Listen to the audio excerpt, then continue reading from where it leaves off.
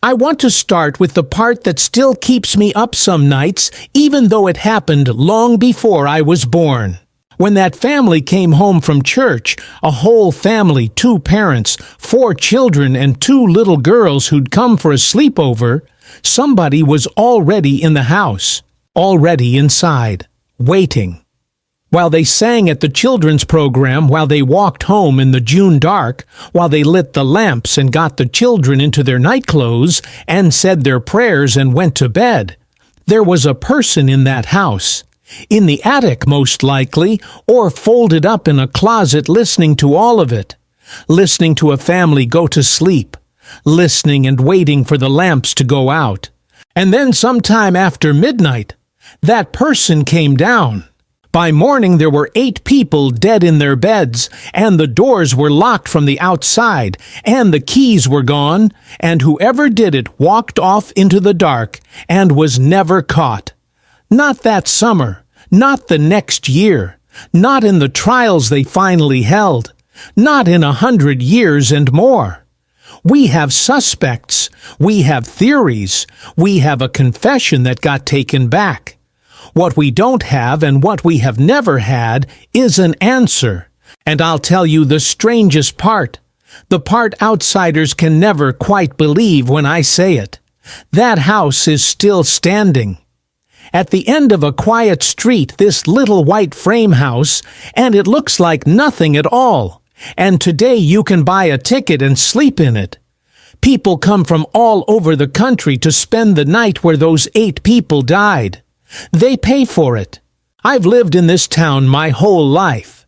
My grandmother was a girl that summer old enough to remember the funeral. So I didn't come to this story as a tourist. I came to it the way you come to a thing your town can't put down. And I've spent a long time trying to understand not just what happened in that house, but what it did to all of us afterward, because the murders were over by dawn. But what came after the murders went on for 50 years. So let me take you back.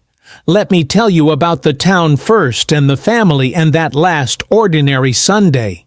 Because the only way to feel the weight of what happened is to first feel how gentle the evening was that came before it. The town was Villisca, southwestern Iowa farm country. The kind of place where the corn went on past where your eye could follow it, and the whole world smelled green in June. A couple thousand people, give or take. 2 railroad lines came through. There were churches on the corners and a square in the middle, and everybody knew everybody's business, which in a town like that is just another way of saying everybody looked out for everybody. Doors didn't get locked. There was no reason to lock them. Nothing had ever happened in Villisca that would make a person lock a door. The family was the Moores. Josiah folks called him Joe was 43. His wife Sarah was 39. They had 4 children, Herman the oldest who was 11, Catherine who was 10 and the only girl, Boyd who was 7, and little Paul who was 5. They were by every account anybody ever gave about the nicest family in town. Joe had a good head for business. He'd worked years for one of the big men in town selling farm implements, and then he'd gone off and started his own, and he'd done well at it. Well enough that some people noticed how well, which I'll come back to, because it matters more than you'd think. Sarah was the heart of the Presbyterian Church. She ran the children's programs. She was the kind of woman who made sure no child got left out of anything. That's the family. Now hold them in your mind, all 6 of them, because I need you to see them as people, and not as a headline, since the headline is the only way most of the world ever met them. And there were 2 more, the Stillinger girls. Lena, who was around 11 or 12, and her little sister Ina, who was 8. They came from a farm 7 miles out of town, a big family on a big spread.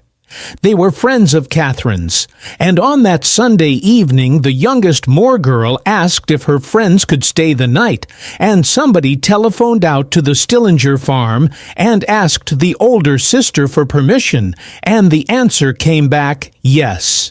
Yes, the girls could stay. I think about that telephone call as much as I think about anything in this whole story, because somebody miles away said yes. Said sure, let them stay with the Moores, they'll be safe. It's a nice family, it's a warm night. A mother let her daughters go to a friend's house. The most ordinary thing in the world. And it was the last decision anybody made before the door of that summer swung shut. That last day was a Sunday, June the 9th, 1912. In the evening there was a program at the Presbyterian Church. The Children's Day program, and Sarah Moore had organized the whole thing. You have to picture what that was, the whole congregation in the pews, the children up front in their good clothes, scrubbed and combed, reciting their pieces and singing their songs while the parents beamed. The Moore children were in it. The Stillinger girls were in it. It was the sort of evening a town built its whole year around. Soft light summer dusk coming through the windows. Children's voices, mothers proud the smell of a country church in warm weather. The program let out around 9:30, and the Moores and the two Stillinger girls walked home together through the dark. It was a 5-minute walk. I've walked it myself more times than I can count. 5 minutes from the church to the house. You can do it slow. On a June night with the program behind you, and the children sleepy and happy, you'd do it slow. I imagine the little ones getting carried part of the way. I imagine Catherine and Lena and Anna whispering about the sleepover, the way girls do, the great adventure of a night away from home. I imagine Joe and Sarah a few steps behind, tired, in the good way a parent gets tired at the end of a long, happy day. They got to the house a little after 9:30. They lit the lamps. They got the children ready for bed.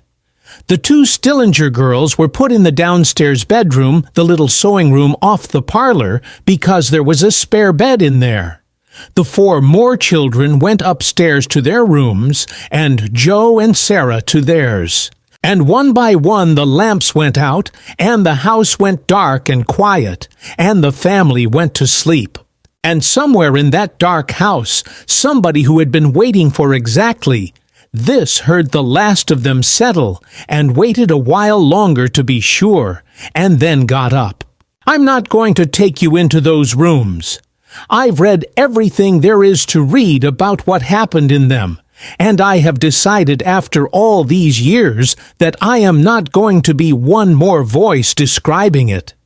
The doctors who examined the house later said it had all happened between midnight and 5 in the morning. They could tell the killer had started with Joe and Sarah, and then gone to the children, and then gone downstairs to the 2 little girls. They could tell the family's own axe had been used. It was Joe's axe taken from his own yard. And they could tell that whoever did it had been calm. That's the detail I can't shake. Not rage, not a frenzy. Calm. Because of what the killer did afterward. After it was over, this person did not run. This person stayed in the house. They went around and they covered the mirrors, every mirror in the house, draped with cloth, the way old families used to cover mirrors when someone died. They pulled the curtains closed in every room. They found a slab of bacon, a great 4-pound slab of it, and left it sitting in the downstairs bedroom, and nobody to this day knows why. There was a basin of bloody water where the killer had washed. There was a plate with a little food on it. The lamps had been left burning low with the chimneys off, set down on the floor, and the axe was leaned up against the wall in the room with the 2 girls wiped down. And then this person walked through the house and locked every door from the inside and went out and took the keys and disappeared into the last of the dark. Whoever did this was in no hurry at all. That's what the calm tells you. They had all night and they used it, and they did these strange, tidy, careful things in a house full of the dead. And then they let themselves out and locked up behind them like they were leaving their own home. And then the sun came up over Villisca, and it was Monday and the town didn't know yet. The morning is the part I want to slow down for, because the murders happened in the dark and secret and no one saw them. But the morning the town found out that happened in the light in front of everyone, and it's the morning that's really seared into us. Next door lived a woman named Mary Peckham. She was up early doing her wash, hanging it on the line, and she noticed the Moore house was wrong. There was no smoke from the chimney. Nobody had come out to do the chores. The animals hadn't been let out. The whole house was just still, too still, the curtains all drawn at an hour when a busy family with 4 children and 2 guests should have been up and loud and spilling out the doors into the morning. She went and knocked. No answer. She tried the door. Locked, which was strange in itself in a town where nobody locked doors. She let the Moore's chickens out herself because somebody had to, and the wrongness of it grew on her, and finally she went and telephoned Joe's brother Ross. Ross Moore came over. He knocked. He called out. He got no answer. He had a key, or he got the door open some way, and he went in, and Mary Peckham stood out on the porch, and the city marshal came. And Ross Moore walked into that downstairs bedroom, the little sewing room where the 2 Stillinger girls had been put to bed the night before, full of their sleepover whispers. And he came back out, and he didn't have to say a word. The look on his face said it. He told the marshal to keep everybody out. He said something like somebody's murdered them all. Now here's where the town's grief turns into the town's first great mistake, and it's a mistake that mattered because it may be part of why we never got an answer. Word went through Villisca like fire through dry grass. Within an hour there were people in the street outside that house. Within a few hours there were hundreds, and these weren't ghouls. Understand that. These were neighbors. These were people who loved that family, who had sat behind them in church the night before, who could not believe it, and had to see it to believe it. A doctor stood on the porch and begged them. He said, "Don't go in there." He said, "If you go in there, you'll regret it to the last day of your life." He knew what was in those rooms, and they went in anyway. Neighbors filed through that house all day. They walked through the rooms. They picked things up. By the time anyone with any sense arrived to actually investigate a crime, the house had been walked through by half the town. Whatever the killer might have left, a footprint, a fingerprint, some small thing that pointed somewhere, it was gone, ground into nothing under the boots of grieving people who simply could not stay away. They brought bloodhounds in eventually. The dogs tracked a little way toward the edge of town and lost it. The killer had a head start of many hours by then, and a whole town's worth of confusion laid down on top of his trail. 2 days later, they held the funeral. They held it in the town square because no church was big enough. Thousands of people came, more people than lived in Villisca. People came in from all the farms and all the towns around. The National Guard had to block the street. The procession out to the cemetery was 50 carriages long. They buried the Moores, and they buried the 2 little Stillinger girls and the girl's mother. And this is the detail that I think breaks people more than any other when they finally hear it. The girl's mother was expecting another child at the time, and in her grief, she lost it. So you can say, if you want to be exact about it, that the killer took 9, and the country looked at us for a little while. This was just 2 months after the Titanic had gone down, and for a few days the dead children of Villisca pushed even the Titanic off the front pages. And then the country looked away the way it does and went on to the next thing. And we were left with it, left alone in our small town with 8 fresh graves and a locked house, and not one single soul to blame.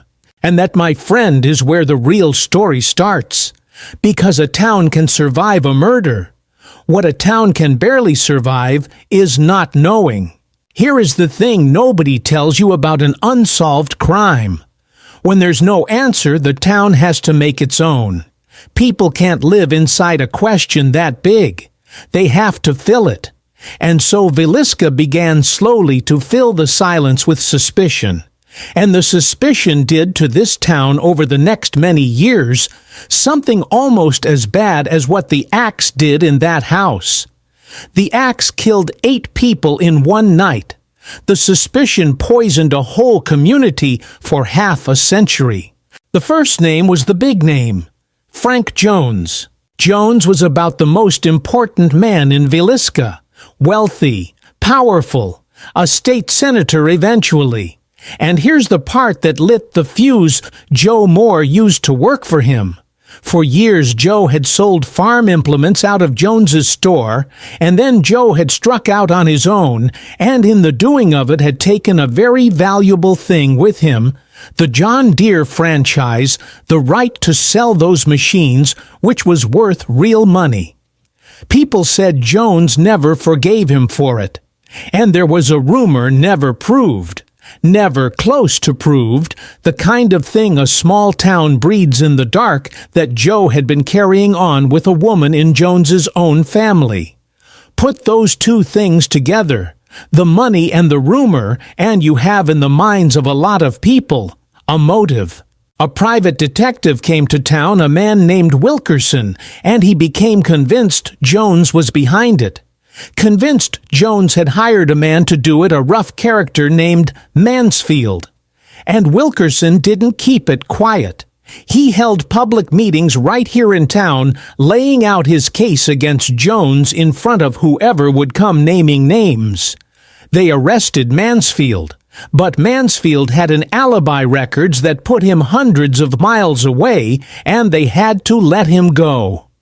Jones turned around and sued the detective for slander. None of it ever made it to a real trial. None of it ever got past a grand jury. And so it just hung there, unresolved, forever, and the town split down the middle over it. That's not a figure of speech. Half of Villisca was sure Frank Jones had done it and got away with it because he was rich and powerful and could buy his way out of anything. The other half thought it was a monstrous slander against a good man, and the split ran so deep that it ran right into the churches.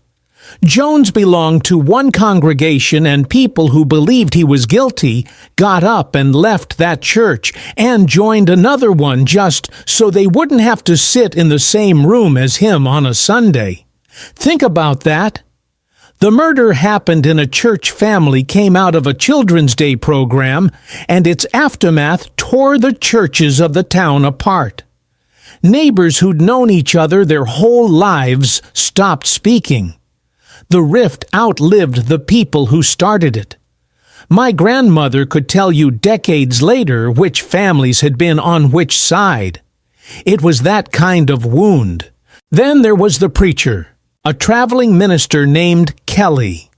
An odd little man, English, not 5.5 feet tall, slight as a boy. And strange, there's no kind way to say it. He had a history. He'd been caught peeping in windows. He'd written away asking young women to pose for him with no clothes on. He'd later be locked up for sending filthy things through the mail. He was by any measure a deeply disturbed man. And he had been in Villisca that very night. He was at the Children's Day program. He was one of the visiting preachers helping out. And the next morning, before the sun was even up, before anybody in town knew a thing was wrong, Kelly got on the early train heading west out of Villisca. And the story goes, and people swore to it, that on that train hours before Ross Moore ever opened that door, Kelly was telling the other passengers that there were 8 people lying dead back in Villisca, butchered in their beds, he said, before anyone knew. He became obsessed with the case. He kept coming back. He wrote letters, long rambling letters to the detectives and the police, and even the families, asking questions, offering theories, inserting himself again and again. And years later, in 1917, they finally arrested him for it. And they got a confession out of him. He said God had told him to do it. He said God had sent him into that house. But here's the trouble with the confession. They'd had him for hours, this unstable little man, and the confession came at the end of it, and within a day he'd taken it all back, said they'd browbeaten it out of him, said none of it was true, and when they put him on trial, they tried him twice. The juries couldn't do it. The first jury hung 11 of the 12, wanting to set him free. The second jury acquitted him outright. Part of it was the confession looked forced, and part of it, honestly, was that the jurors looked at this frail little man and could not picture his arms swinging that heavy axe through a whole house full of people, room after room, without one of them ever crying out loud enough to wake the street.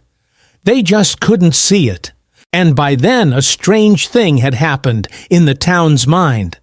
By the time of the trials, most people in the county had decided Kelly wasn't the killer at all, that he was a scapegoat, a sad, strange man being framed by powerful people to take the heat off the real answer, which they still believed was Jones.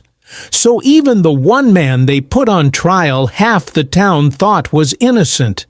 Even the trial gave us no peace. There were other names over the years. There was a drifter, a man also named Moore, no relation, who not long after Villisca killed members of his own family with an axe in another state, and was suspected in a whole string of axe murders across the Midwest, railroad murders, families killed in their beds in little towns along the train lines. Some people think to this day that's the real answer, that what came through Villisca that night wasn't anybody local at all, wasn't about Joe Moore's business or Frank Jones's grudge, but was a stranger who rode the rails and killed whole families and rode on, and that we spent 50 years tearing ourselves apart over a feud that had nothing to do with it. I don't know. That's the honest end of every road in this story. I don't know. Nobody knows. Nobody will ever know now. Everyone who could have known has been dead for the better part of a century. So how do you live with that? How does a town live with that? I'll tell you how we did it, and you can judge us how you like, because I'm not sure I can judge us myself. For a long time we lived with it by not talking about it. That was my grandmother's generation and their children's. You didn't bring it up. It was the shame and the grief of the town, and the way they handled it was silence. The same silence in a way that the killer walked off into. The house stood empty or got rented out to people who didn't know or didn't mind, and the town tried to be a town that had a creamery and a school and a 4th of July, and not a town that had that. And then somewhere along the way that changed. The world got hungry for stories like this one, and the house, that little white house at the end of the quiet street, got bought by someone who restored it. Took out the electricity, and the plumbing put it back the way it was. In 1912, the lamps and the simple furniture made it look the way it looked that night, and opened it up. And now people pay to tour it in the daytime, and people pay more to stay in it all night, to sit in the dark in those rooms and wait for something. There are TV shows about it. There are ghost hunters. There are people who come to our town for one reason only, and it is not the corn. And I have complicated feelings about that. I won't pretend otherwise. Part of me hates it. Part of me thinks there is something obscene about selling tickets to the room where 2 little girls were killed in their sleep. Part of me wants to stand on that porch like the old doctor did and tell the tourists, "You don't understand, this isn't a haunted house. This is a grave. These were real children. Go home." But there's another part of me, an older and more tired part, that has come around to something gentler. Because here is what the silence of my grandmother's generation actually did. It almost let them be forgotten. The murders nearly erased those 8 people twice, once with the axe, and once with the shame that came after the not talking that nearly buried their names along with their bodies.